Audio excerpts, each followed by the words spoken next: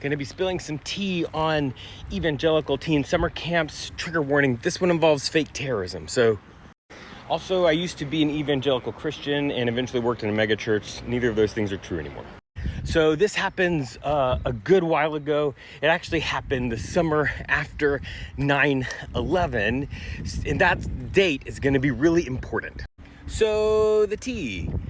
It was one of my very first jobs as a pastor.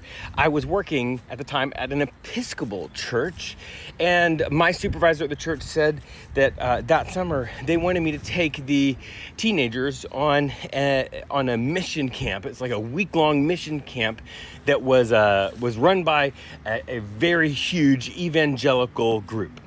It was in no way related to the Episcopal Church, which should have been a red flag, but whatever. This person's kids had a positive experience at a different location of this camp.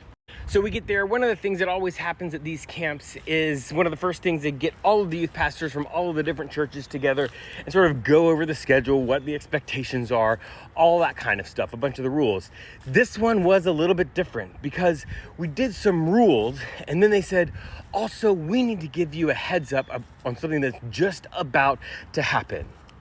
Now, I know some of you weren't even alive the summer after 9/11, but let me just give you a hint.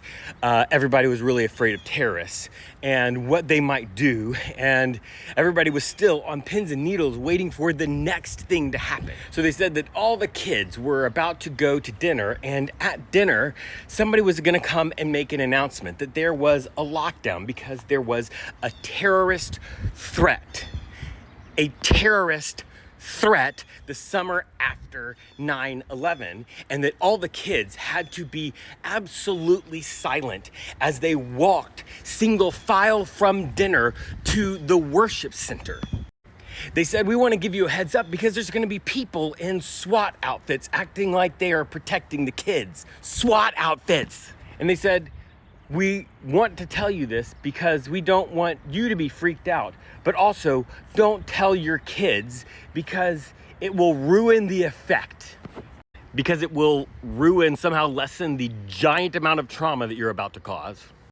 Though my brain was still completely tangled up in evangelical theology, I had enough good sense to realize that this was a really bad idea. And I didn't say anything in the meeting because I don't know, it's something that I regret to this day. But I did pull my youth group aside and tell them everything that was about to happen and that this was not okay and that I don't want them to be freaked out. I didn't realize that this was the way things were going to be and that next year we would be doing something with the Episcopal Church. Oh yeah, did I mention this was not the first week of this camp? They said that they had done it every week and it had been fantastic because so many people had gotten saved. So after giving my kids a heads up, we go to dinner, they make the announcement, and everybody is, like all the teenagers are horrified and incredibly scared. They are walking single file line. Many of them are crying. One of them vomits out of anxiety and fear, and we walk into the worship center and they don't immediately tell them that it was not real. They say that they don't care if the terrorists hear them. They are going to sing a worship song. The band gets up and starts playing and it is silent. Like no one is singing. They are horrified. They've been told that if they make too much noise, they could attract attention of the terrorists. So then the speaker comes out and says, hey guys, I just want to give you a heads up. That was not a real thing. And it's, but I want you to think about what would happen if somebody made you choose between Jesus and your life. If they made you choose between, and it went on and on and on, and then the band started playing, and people very slowly started singing as the anxiety wore off, as the adrenaline died down.